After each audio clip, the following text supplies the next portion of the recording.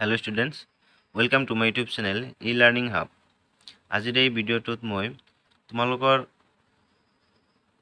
Lesson number 5 এই holiday in Delhi তাৰ যিখিনি এক্টিভিটিজ আছে তাৰ যিখিনি কোৱেশ্চনখিনি সেই কোৱেশ্চনখিনি মই সমাধান কৰি দিম। তোমালোকে ভিডিঅ'টো শেষলৈকে চাবা আৰু যদি চেনেলটো এতিয়ালৈকে সাবস্ক্ৰাইব কৰা নাই তোমালোকে সাবস্ক্ৰাইব কৰি ল'বা।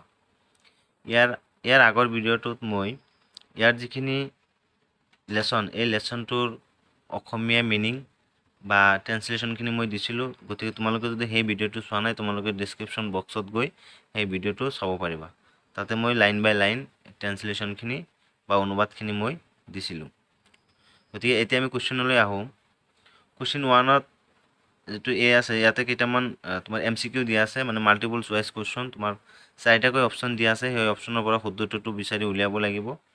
গতিকে প্ৰথমে কি আছে, Rishabh, Rishika and there parents went to Delhi during দিয়াৰ সামাৰ হলিডেজ, পূজা holidays, winter holidays, Bihu holidays. গতিকে ইয়াত 4টা হলিডেজ দিয়া আছে, ইয়াৰ ভিতৰত কোনটো শুদ্ধ হ'ব? গতিকে তোমালোকে যদি লেসনটো পঢ়িছা তেতিয়াহ'লে নিশ্চয়ভাৱে গম পাবা যে তেওঁলোকে গৈছিলে কেতিয়া। সেইটো হ'ব শুদ্ধটো হ'ব কি 2 নম্বৰটো পূজা হলিডেজ।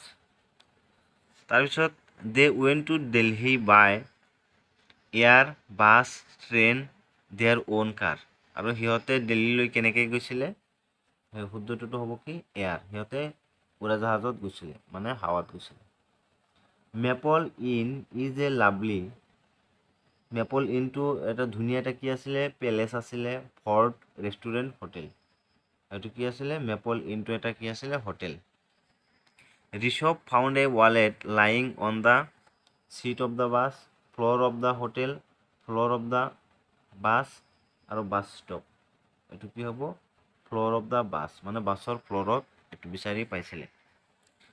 তাৰপিছত the person who dial the number was, মানে যেজনে নাম্বাৰটো ডাইল কৰিছিলে মোবাইলত তেওঁ কোন আছিলে? Rishabh, Rishabh's father, Rishika, Rishabh and Rishika's mother. এইটো কোনে ডাইল কৰিছিলে? ঋষভে ডাইল কৰিছিলে। The person who was very happy to receive the wallet was, মানে যিজন ব্যক্তিয়ে এই ৱালেটটো পাই বহুত সুখী হৈছিলে সেই ব্যক্তিজন কোন আছিলে? Rishika, Rishabh, Rajiv Sharma, Rishabh and Rishika's father. এইটো কোন আছিলে? ৰাজীৱ শৰ্মা। ৰাজীৱ শৰ্মাই ৱালেটটো ঘূৰাই পাই বহুত সুখী হৈছিলে।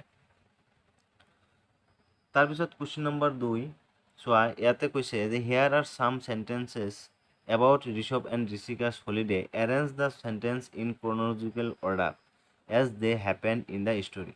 তাৰমানে তোমালোকে যিটো ষ্টৰিত পাইছা সেই ষ্টৰি হিচাপত তোমালোকৰ এই তলৰ কেইটামান বাক্য দিয়া আছে, এইটো কোনটো আগত হ'ব কোনটো পিছত হ'ব সেই হিচাপে সজাই পৰাই লিখিব লাগিব।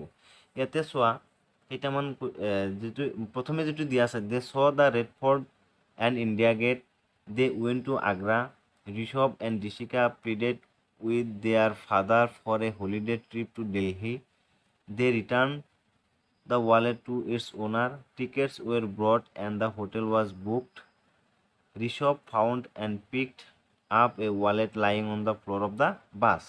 এতিয়া চোৱা মানে কোনটো ইয়াত যিকেইটা বাক্য আছে সেই বাক্যবোৰৰ ভিতৰত কোনটো বাক্য প্ৰথমে হ'ব আৰু কোনটো বাক্য দ্বিতীয়তে হ'ব, তাৰপিছত কোনটো হ'ব, তাৰপিছত কোনটো হৈছে, মানে কোনটো কাম আগত হৈছিলে এনেকৈ ক্ৰনলজিকেলি বস্তুখিনি সজাব লাগিব। গতিকে আমি যদি চাওঁ সিহঁতে প্ৰথমে হলিডেটোৰ বাবে কি কৰিছিলে? তেওঁৰ দেউতাকক অনুৰোধ কৰিছিলে। গতিকে চি নম্বৰটো প্ৰথমে হ'ব, Rishabh and Rishika pleaded with their father for a holiday trip to Delhi. গতিকে চি নম্বৰটো আমি প্ৰথমে লিখিব লাগিব। তাৰপিছত কি হ'ব? তেওঁলোকে যেতিয়া প্লেন কৰিলে তাৰপিছত টিকেট কাটিলে, গতিকে এইটো কি হ'ব? টিকেটছ ৱেৰ বট and the hotel was booked. সিহঁতে টিকেট কিনিছিলে আৰু হোটেল বুক কৰিছিলে। তাৰপিছত কি কৰিছিলে? তাৰপিছত কি হ'ব? They saw the Red Fort and India Gate, সিহঁতে ইণ্ডিয়া গেট আৰু ৰেড ফৰ্ট লালকিল্লাটো চাইছিলে। তাৰপিছত দে ৱেণ্ট টু আগ্ৰা, তাৰপিছত সিহঁতে আগ্ৰালৈ গৈছিলে।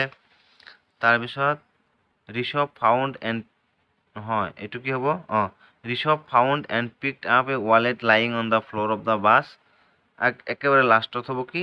দে return the wallet to its owner, মানে ডি নম্বৰটো লাষ্টত হ'ব। গতিকে প্ৰথমে হ'ব চি নাম্বাৰটো, তাৰ পিছত হ'ব ই নাম্বাৰ, তাৰ পিছত হ'ব they saw the Red fort, এইটো হ'ব 3 নম্বৰ। এনেকৈ চিৰিয়েলি তোমালোকে মিলাই ল'ব। তাৰপিছত question number 3, what is a diary entry, read to know. Diary entry, তোমালোকে ডায়েৰী বুজানে? ডায়েৰীটো কি সেইটো তোমালোকক ইয়াত দিয়া আছে। A diary entry is a written record of one's thoughts, feelings, opinions and plans that have occurred during the day. These entries are arranged by date. তোমাৰ ডায়েৰী মানে কি বুলি কোৱা হৈছে? এটা ডায়েৰী হ'ল এনেকুৱা এটা বস্তু য'ত এজন মানুহে নিজৰ চিন্তা, নিজৰ অনুভৱ, নিজৰ মতামত আৰু নিজৰ যিখিনি পৰিকল্পনা সেইখিনি ডায়েৰীত লিখে, এইটো লিখিত ৰূপত ৰাখি থয়। that have occurred during the day, মানে গোটেই দিনটোত তেওঁ কি কৰে, কেনেকুৱা অনুভৱ, এই গোটেইখিনি কথা এখন বহীত লিখে। These entries are arranged by date, আৰু এই এণ্ট্ৰিবিলাক তোমাৰ তাৰিখ হিচাপে এইবিলাক দিয়া হয়। যদি তোমালোকে ডায়েৰী লিখিব বিচৰা, তোমালোকেও ডায়েৰী লিখিব পাৰিবা। এনেকুৱাকৈ লিখিব লাগিব, মানে তুমি গোটেই দিনটোত কি কৰিলা, তোমাৰ তাৰ উল্লেখযোগ্য ঘটনা, তাৰপিছত তোমাৰ অনুভৱ, তোমাৰ কি মতামত, সেইখিনি তুমি লিখি এটা ডায়েৰী নিজেও লিখিব পাৰা। কিন্তু তুমি প্ৰত্যেক দিনাৰে এটা বেলেগ ডেট, বেলেগ তোমাৰ বাৰ লিখিব লাগিব। অমুক তাৰিখত ইমানখিনি হ'ল, তাৰপিছত অমুক তাৰিখত ইমানখিনি হ'ল, এনেকৈ প্ৰত্যেক দিনাৰ এটা তাৰিখ থাকিব। তাৰপিছত ডায়েৰী ৰাইটিং ফৰ্মেট, তোমালোকে যদি ডায়েৰী লিখিব বিচৰা তোমালোকে এই 3টা ফৰ্মেট অনুসৰণ কৰিবা। কি? Write the date of the entry on the left hand corner of the entry. তোমালোকে যদি ডায়েৰী লিখিব পাৰা, যিটো বহীত লিখিবা সেই পেজটোৰ এনেকুৱা বাও ছাইডত তোমালোকে তাৰিখটো দিব লাগিব। Choose the topic of entry, তোমালোকে কি লিখিবা সেই টপিকটো তোমালোকে ভাবিব লাগিব। আজি তুমি কিহৰ বিষয়ে লিখিবা, গতিকে সেইটো তুমি আগৰ পৰাই চিন্তা কৰিব লাগিব। One can address the diary as dear diary or give the diary a name, মানে তোমালোকে ডায়েৰীটো ডিয়াৰ ডায়েৰী বুলিও ক'ব পাৰা, নহ'লে ডায়েৰীটোৰ এটা নিজাববীয়াকৈ এটা নামো দিব পাৰা। গতিকে তোমালোকে যদি ডায়েৰী লিখিব বিচাৰা তোমালোকে এনেকৈ ডায়েৰীটো লিখিব পাৰা। তাৰপিছত বি নম্বৰ দিয়া আছে, Rishabh is trying to record the important points about their holiday in his diary, working with a friend, read the lesson and help Rishabh to complete his diary entry.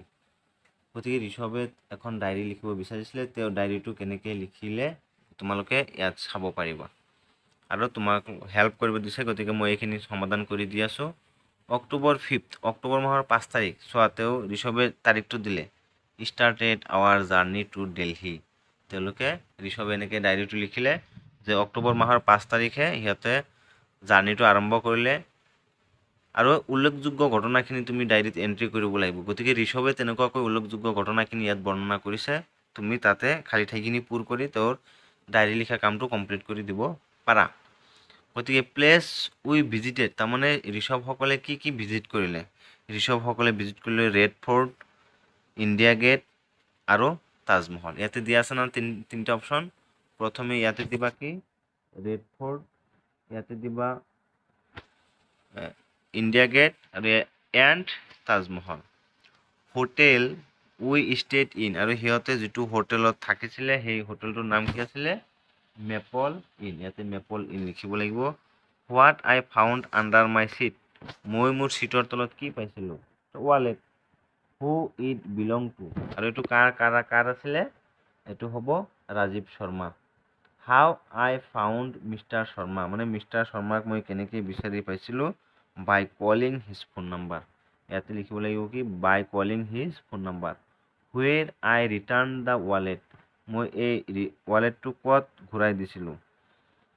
A tourist bus stop, নিয়াৰ তাজমহল, তাজমহলৰ ওচৰত bus ষ্টপত তেওঁ ৱালেটটো ঘূৰাই দিছিলে।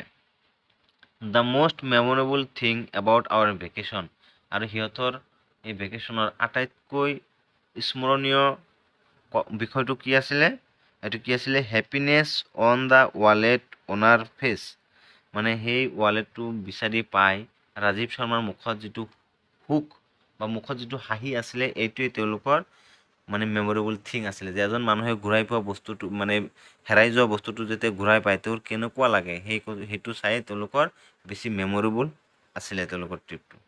গতিকে ইয়াতে এইখিনি আছিলে আজিৰ ভিডিঅ'টো, আৰু ইয়াৰ পিছৰ কুৱেশ্যনখিনি আকৌ অন্য এটা ভিডিঅ'ত মই আনিম। তোমালোকে চেনেলটো ছাবস্ক্ৰাইব কৰি ল'বা, আৰু যদি ভাল লাগিছে এটা লাইক কৰি দিবা।